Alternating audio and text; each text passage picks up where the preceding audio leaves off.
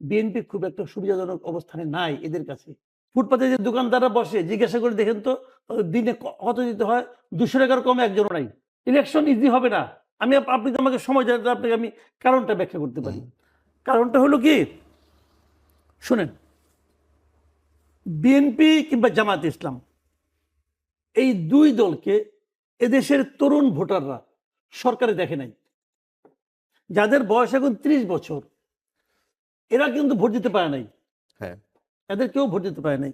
এদের সংখ্যা মিনিমাম ৪.৫ কোটি ভোটারদের মধ্যে, যারা নাকি ৪.৫ কোটি লোক এই বছর প্রথমবার জীবনে ভোট দিবে। এরা বিএনপি এবং জামাতের রাজনৈতিক কর্মকাণ্ড সম্বন্ধে পরিচিত না। কারণ বিএনপি তো সর্বশেষ দেখছি ২০০৬ সালে, তাই না? জি। তার মানে ২২ বছর আগে। আর যার বয়স ৩০ বছর তখন তার বয়স ৮ বছর। সে কি বুঝে? কিচ্ছু বুঝে না। আচ্ছা, তাহলে এরা এখন তারা আওয়ামী লীগকে দেখছে, হয়তো যারা আওয়ামী লীগকে অপছন্দ করে, ২-১ জন পছন্দও করতে পারে। আমি ধরলাম আওয়ামী লীগকে পছন্দ করার সংখ্যা ওই ৪.৫ কোটির মধ্যে ৫০ লাখ আমি ধরে নিলাম, একটু বাড়াই ধরলাম। আচ্ছা, তাহলে আর হলো ৪ কোটি। এই ৪ কোটি ভোটার কিন্তু বিএনপি এবং জামাতের মধ্যে একজনকে বেছে নিতে চায়। তারা এই দুইটাকে কখনো দেখে নাই ওইভাবে, সক্রিয়ভাবে দেখে নাই। এরা দেখছে কবে? ২০২৪-এর ৫ই আগস্টের পর থেকে। ২৪-এর ৫ই আগস্টের পর থেকে এরা বিএনপি এবং জামাতকে ভালোভাবে বোঝার, দেখার চেষ্টা করছে এবং দেখতে পেয়েছে।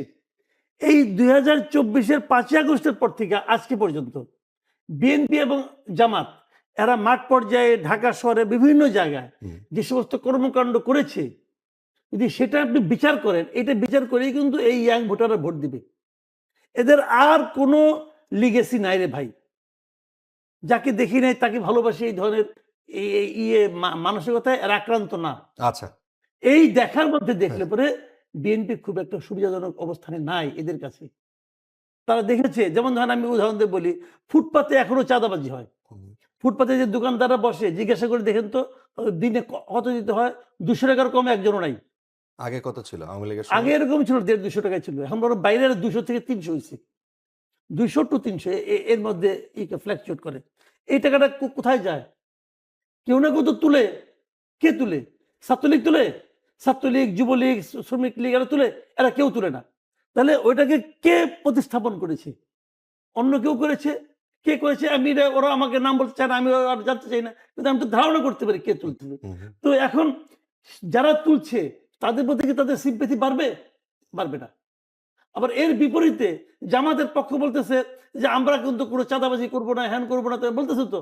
ওরা এটা মিলিয়ে নিচ্ছে যে হ্যাঁ তাই তো, ওরা তো চাঁদাবাজি করতে আসে না। এখন আসে না বলে নির্বাচনের পরে আসবে না সেই গ্যারান্টি কিন্তু নাই। রাইট। কিন্তু এখন তো আসে না রে ভাই।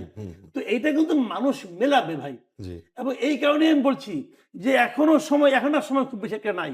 তারপরেও বিএনপির জন্য এখন যেমন ধরেন আপনার গণমামলা, একটা মামলা হত্যা প্রচেষ্টার মামলা, অমুকের পায়ের পাশ দিয়ে একটা গুলি গেছে, এই জন্য ওটা গুলিটা তার বুকেও তো যেতে পারতো, অতএব এটা হত্যা প্রচেষ্টা। এই জন্য ওখানে ২২২ জনের নামে মামলা। এই ২২২ জন কে অবধারিতভাবে ওই এলাকায় আওয়ামী লীগ করে, আওয়ামী লীগের সমর্থক অথবা এলাকার সম্পন্ন ধনাঢ্য ব্যক্তি। তাদের নাম দিয়ে ওরা ফোন করছে, ভাই টাকা দেন, আপনি নাম কেটে দিই। এগুলো ঘটনা ঘটছে, সব জায়গায় ঘটছে। এই সমস্ত মামলার বাদীকে দেখেন তো 90% ক্ষেত্রে হলো বিএনপি পোলাপান। হয় বিএনপি, নাহলে যুবদল, নাহলে ছাত্রদল, অথবা বিএনপির নামধারী। তো এই বিষয়গুলো কিন্তু এই ইয়াং জেনারেশনের মধ্যে, যেমন ধরেন যারা নাকি বিএনপি অনেক আগের থেকে করে, বয়স্ক লোক, আমাদের মতো বয়স্ক, তাদের মধ্যে কিন্তু নাকি লিগেছে। তারা মনে করে না জিয়ার দল, খালেদা জিয়ার দল আমরা করেছি একসময়, অতএব আমরা দেব। কিন্তু এই ইয়াংদেরকে